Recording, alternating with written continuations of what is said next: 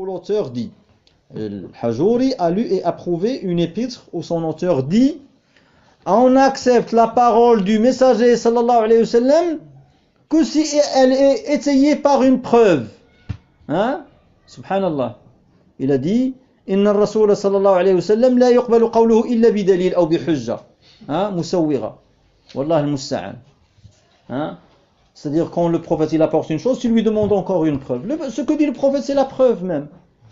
Ce que dit le prophète, il t'apporte les preuves, le prophète. Lorsqu'il parle, il t'apporte une preuve. Ce sont des versets du Coran ou ce sont les ahadiths. Lorsque le prophète il parle, c'est déjà la preuve, c'est la preuve. Lui, il demande la preuve au prophète alayhi salam. Wallah al-musta'an. Et Al-Hajuri, il a agréé cet écrit et il l'a approuvé pour la publication. Hein? Il l'a approuvé pour la publication. Donc je cite, il a dit: Inna ar-Rasul sallallahu alayhi wa sallam la yuqbalu qawluhu illa bidalilin aw bihujjatin musawwira.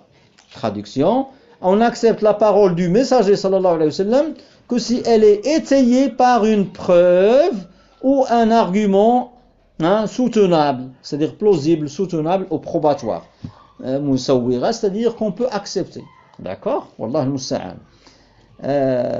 Donc voilà, fin de la citation de ce qu'il y a dans cet écrit.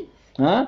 Donc on dit après, en commentaire de cette erreur, il n'est pas permis d'interpréter cette parole en ramenant l'histoire des dattiers, ta'bir an-nakhl, puisque celle-ci relève des affaires de la dunya, dont il dit, alayhi salam, antum a'lamu bi umuri dunyakum. D'accord? Il n'est pas, donc, ce itlaq qu'a fait ce disciple ici. Il a fait un itlaq. C'est-à-dire, il a dit une chose, il a rendu une qaïda générale. Il a dit: on accepte du messager que s'il nous apporte une preuve. D'accord?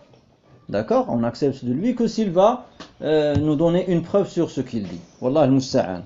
D'accord? La yuqbalu qawluhu illa bidalil. C'est-à-dire, voici le qawl du prophète, tu lui demandes aussi de donner une preuve. Tu lui demandes encore la preuve sur le qawl qu'il vous dit.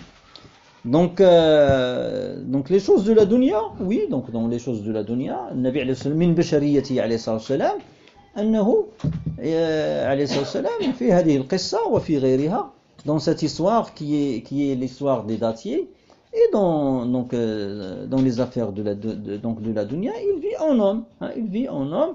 Donc les choses qui relèvent de la dunya, on revient aux gens, aux spécialistes de cette chose. Dans les dates, on doit revenir, ou dans les dattiers, puis on revient aux agriculteurs et ainsi de suite. D'accord? Aux agriculteurs. Il a dit, c'est pourquoi le prophète il a dit: Antum a'lamu bi umuri dunyakum, fama kana min amri dinikum fa ilayya. Vous connaissez mieux vos affaires terrestres, mondaines, et s'agissant de celles de votre religion, elles reviennent à moi. Parce que Allah Azza wa Jalla, il l'a élu pour recevoir la révélation et pour la transmettre aux serviteurs. Fin de la tentative de traduction de cette parole du prophète alayhi salam. Pour la référence de cette faute, elle se trouve dans une risale intitulée Mulhaqul Minzar مع البيان لما بدره الشيخ عبد الرحمن العدني في دماج من أضرار الصفحة 3. Voici la source de cette parole.